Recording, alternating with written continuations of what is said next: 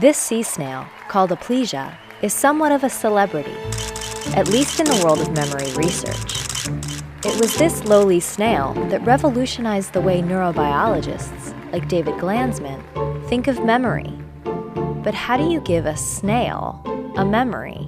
We're going to give it a few shocks, but don't worry, it's not going to harm the animals. It's not going to produce any long-term damage. Wow. Giving it electrical shocks teaches the aplysia that the world is a dangerous place. How do we know it's actually learned? We look at a reflex. Touch the siphon of an aplysia, and it triggers a defensive withdrawal reflex. And I'm just going to touch the siphon like that. And there you see, that's the reflex. This reflex can tell scientists if the snail has formed the memory. The longer the gill and siphon remain retracted, that's an indication that it's learned what we taught it. An aplysia that hasn't been given any shocks will respond with a short-lived contraction. There it's out. So what was that? 11 seconds. All right. But an aplysia that was taught to be on guard responds much differently.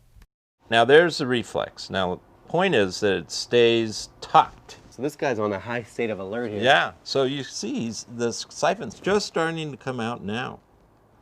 And at 45 seconds. So it's 4 times as long as the naive animal.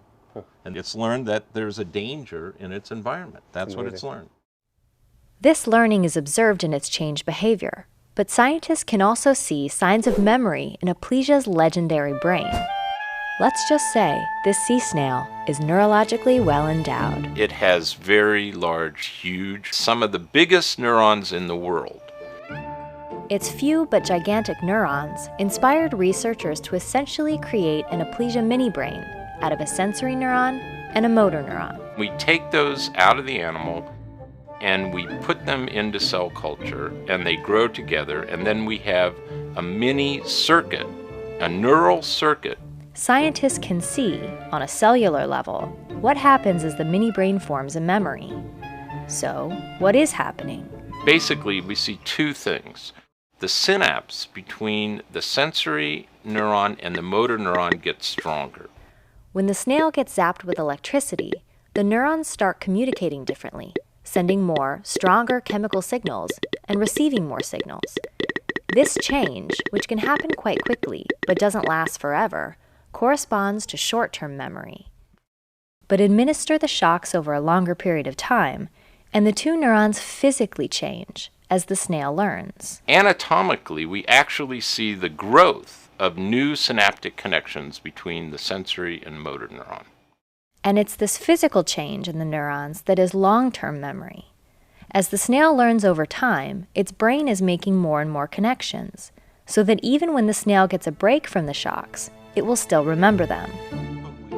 Besides training sea snails to be on a high state of alert, the research on aplysia has been integral in understanding learning and memory, and not just for snails. When you're looking at these changes in aplysia, you're basically looking at the bedrock of learning. Those same processes take place in our brains. And with the advancements in memory research that aplysia has already inspired, it is most likely going to remain in the spotlight for decades to come.